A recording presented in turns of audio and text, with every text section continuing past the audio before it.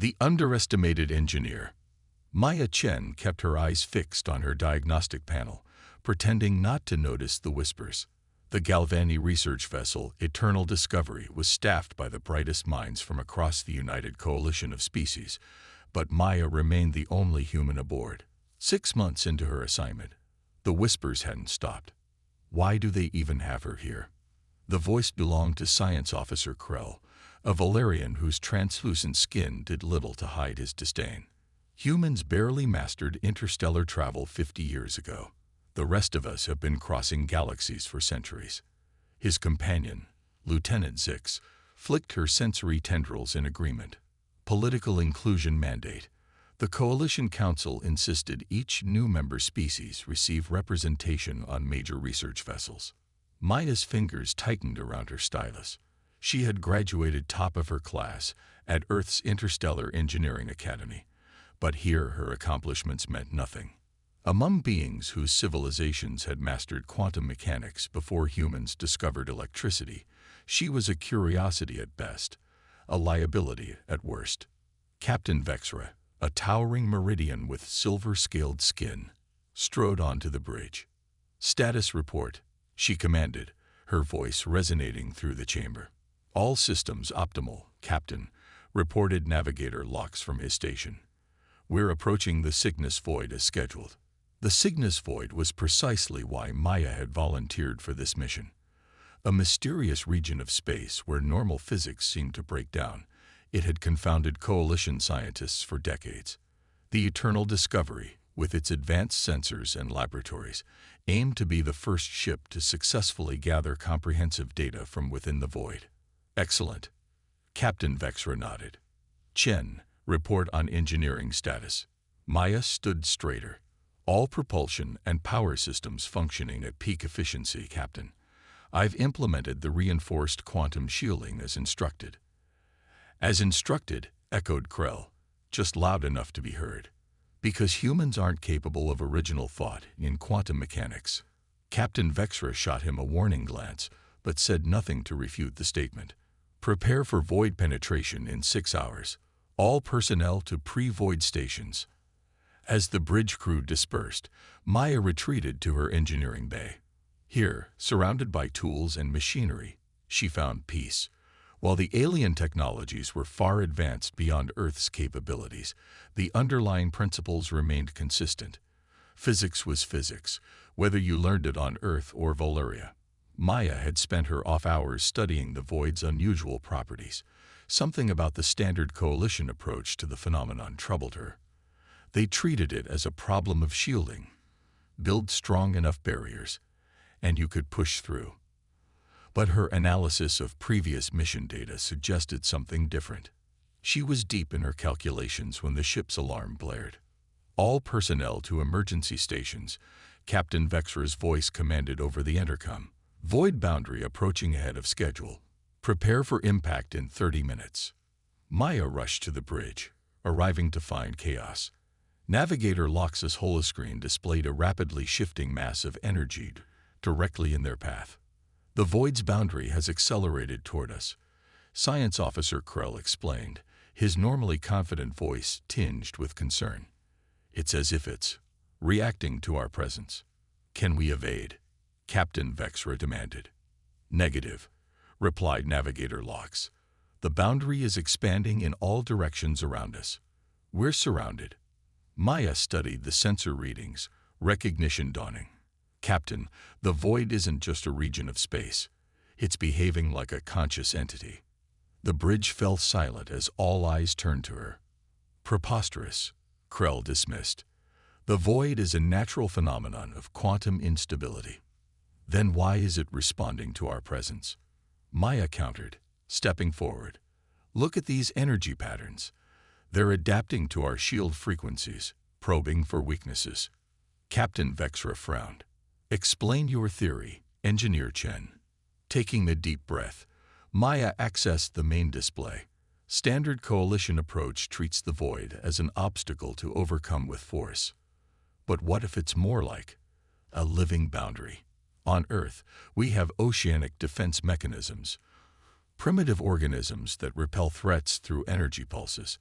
This energy signature is remarkably similar. You're suggesting we communicate with empty space. Krell's disbelief was palpable. I'm suggesting we stop approaching it as an enemy to be conquered, Maya replied. Previous missions failed because they tried to force their way through. What if instead we tried to harmonize with it? Lieutenant Zix made a sound of derision. Typical human mysticism. We need science, not philosophy. 20 minutes to impact. Navigator locks interrupted. Standard shields will fail within seconds of contact. Captain Vexra's expression remained impassive. What do you propose, Engineer Chen? Maya moved to the engineering console. We reconfigure our quantum shields to match the void's harmonic frequency rather than oppose it. Instead of creating a barrier, we create a resonance field. That would leave us completely vulnerable, protested Krell. No, Maya corrected. It would make us compatible. Like becoming transparent to a wavelength of light instead of reflecting it. Captain Vexra studied the approaching boundary. We have no time for debate. Standard approaches have failed 17 previous missions. Engineer Chen, implement your solution. Captain, you can't be serious. Krell began. I can, and I am. Captain Vexra cut him off. Proceed, Engineer Chen. Maya's hands flew across her console, rerouting power and reprogramming the shield generators. Years of studying both Earth's practical engineering and the Coalition's quantum theories converged in her mind. 15 minutes to impact, announced Navigator Locks. I need access to the main power coupling, Maya said, already moving toward the engineering bay. I'll assist, offered Lieutenant Zix unexpectedly, following her. In the engineering bay, Maya worked feverishly, physically rewiring critical systems, while simultaneously reprogramming the shield algorithms. Zix watched with growing amazement as the human engineer moved with unexpected precision. How are you calculating the harmonic frequencies so quickly? Zix asked, passing her a quantum calibrator. I'm not calculating them, Maya replied, hands still working.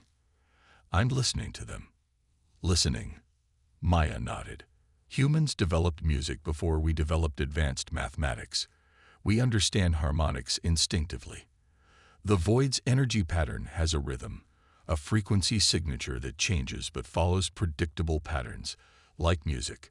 5 minutes to impact, the ship's computer announced. Maya made a final adjustment. There, instead of fighting against the void, we'll dance with it.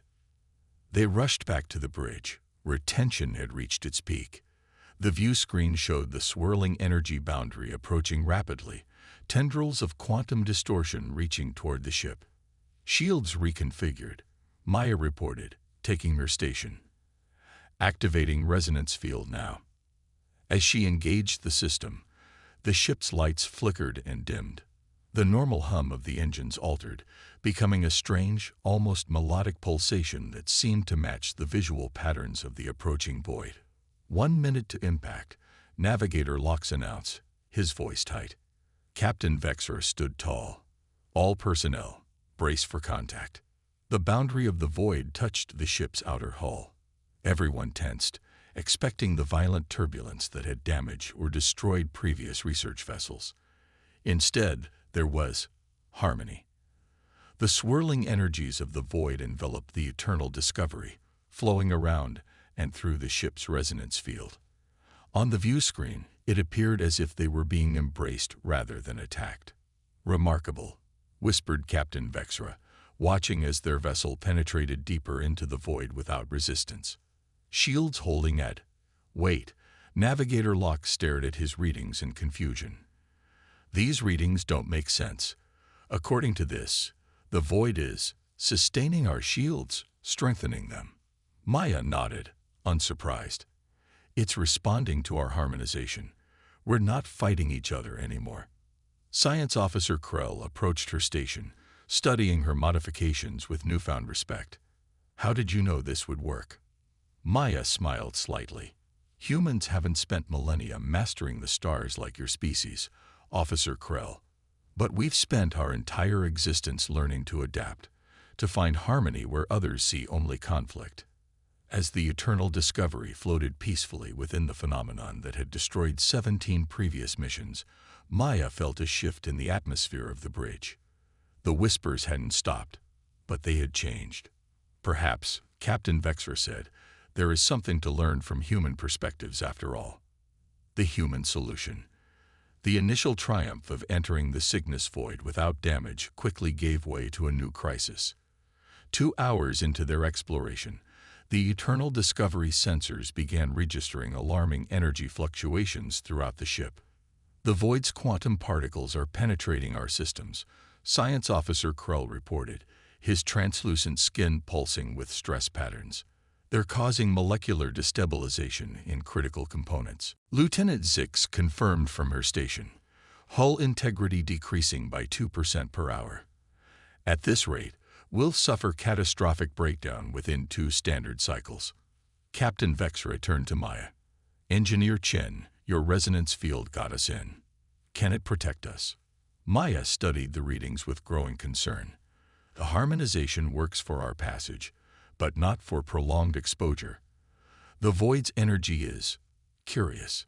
It's exploring our systems, but that exploration is destructive. Then we should leave immediately, Navigator Locke suggested. No, Captain Vexra's voice was firm. This is the first successful penetration of the Cygnus void in Coalition history. We have a duty to gather as much data as possible. We can't gather data if we're molecular dust, Krell pointed out.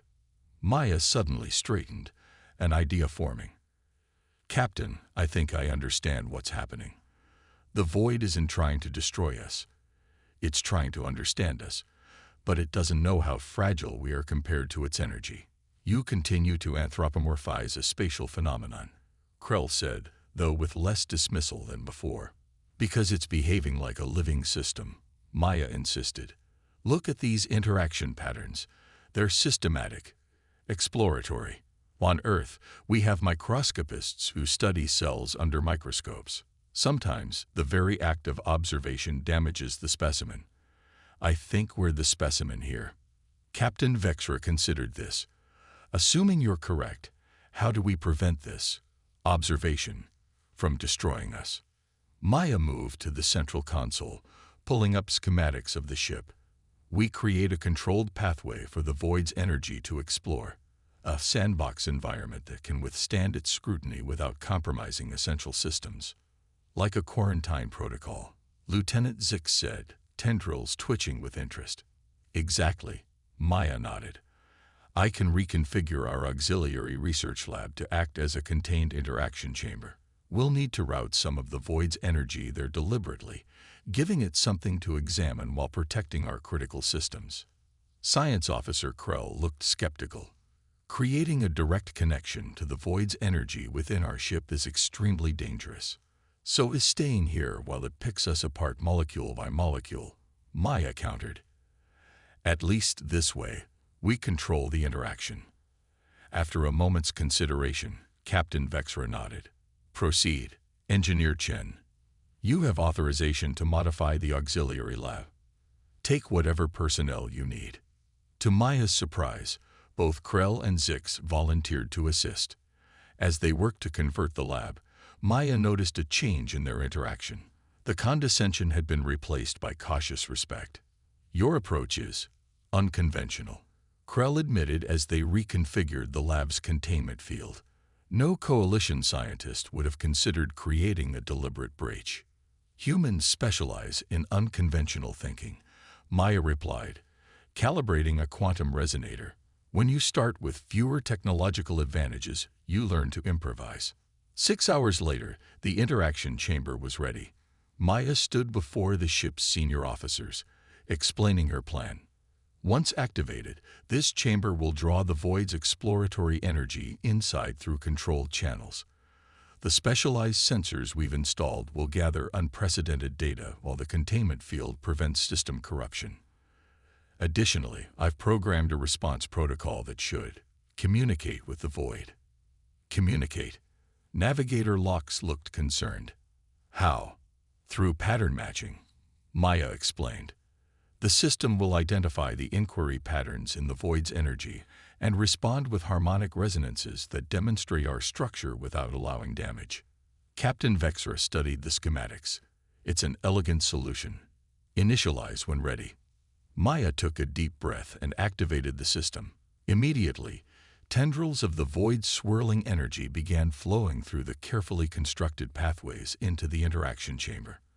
The ship's destabilization slowed, then halted as the curious force found a more accessible target for its exploration. Inside the chamber, the contained energy began interacting with Maya's programmed responses. The data displays showed remarkable patterns emerging. Communication of a sort, through energy states rather than words. "It's working," Lieutenant Zix said, wonder in her voice. "Look at these readings. We're gathering more information about the void's composition in minutes than all previous missions combined." For 12 hours, the interaction continued successfully. The science team worked in shifts, analyzing the unprecedented data flowing from the chamber. The eternal discovery remained stable within the void, protected by Maya's improvised solution. Then, without warning, alarms blared throughout the ship. "Energy surge in the interaction chamber," Krell shouted. "The void's response has intensified beyond predicted parameters." Maya rushed to the controls. "The containment field is failing. It's responding too enthusiastically to our communication." The ship shuddered as power fluctuations cascaded through its systems. Captain Vexra remained calm. "Options, Engineer Chen." Maya's mind raced. The traditional approach would be to shut down the chamber, cut off contact, but that would likely trigger the same molecular destabilization they'd faced before, possibly accelerated by the void's increased interest. "We need to redirect, not restrict," she decided. "The void's energy has accelerated because it's learning from us. Fighting it will make things worse." Working frantically, Maya reconfigured the ship's main deflector array, repurposing it into a massive projection system. "I'm going to show it who we are." "What?" Krell looked baffled. Maya didn't pause to explain. Her fingers flew across the controls as she accessed the ship's database. In moments, the deflector array began projecting into the void, not shields or weapons, but information. Cultural archives from across Coalition space. Art, music, scientific achievements, historical records. "I'm giving it what it wants." "Knowledge," Maya explained as the others watched in amazement. "It's trying to understand us. Let's help it." The effect was immediate and extraordinary. The destructive energy surges calmed, transforming into gentle, rhythmic pulses that matched the flow of information. The view screens showed the surrounding void shifting in color and pattern, responding to different types of data with varying energy signatures. "It's appreciating our culture," Lieutenant Zix whispered, her scientific skepticism momentarily forgotten.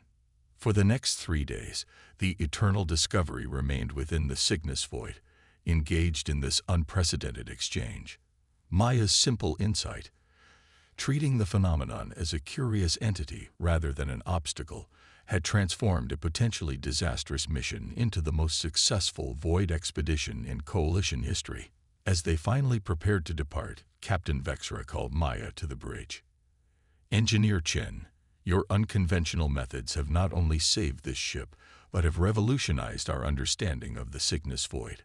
The Coalition Science Directorate is already calling this a breakthrough of historic proportions." "Thank you, Captain," Maya replied, somewhat uncomfortable with the attention. "Before we leave," the captain continued, "Science Officer Krell has a proposal he wishes to present." Krell stepped forward, his normally rigid posture now relaxed. "Engineer Chen, Maya, I have submitted a formal recommendation that all future void research vessels include human engineers and scientists in key positions. Your species' perspective proved invaluable where our traditional approaches failed." Maya looked around the bridge, meeting the eyes of the crew who had once whispered about her inadequacy. Now they regarded her with respect, not because she had mastered their technologies, but because she had contributed something uniquely human. The greatest scientific advances often come not from knowing the most, Maya said, but from seeing differently. As the eternal discovery disengaged its resonance field and departed the sickness void, the phenomenon seemed to pulse once more in farewell. The ship's sensors recorded the event, adding one final piece of data to the groundbreaking mission that would forever change how the United Coalition of Species viewed both the mysterious void and their newest members, the humans. In the months that followed, Maya Chen became the first human appointed to the prestigious Coalition Science Directorate. The whispers continued wherever she went, but now they spoke of the human engineer who had stunned everyone, the woman who had taught the most advanced species in the galaxy that sometimes the oldest civilizations had the most to learn from the youngest. YouTube video description, 150 words. Journey into space where humanity's newest cadet faces ridicule and discrimination aboard an advanced alien research vessel. In the human cadet was a joke. Then she stunned everyone. Witness how one engineer's unique human perspective transforms failure into triumph when confronted with a mysterious cosmic phenomenon that has defeated the galaxy's brightest minds. When conventional alien technology fails, it's human ingenuity that saves the day. This captivating HFY, humanity, F******, story showcases the special qualities that make humans valuable among technologically superior species, our adaptability, creativity, and unique way of seeing problems.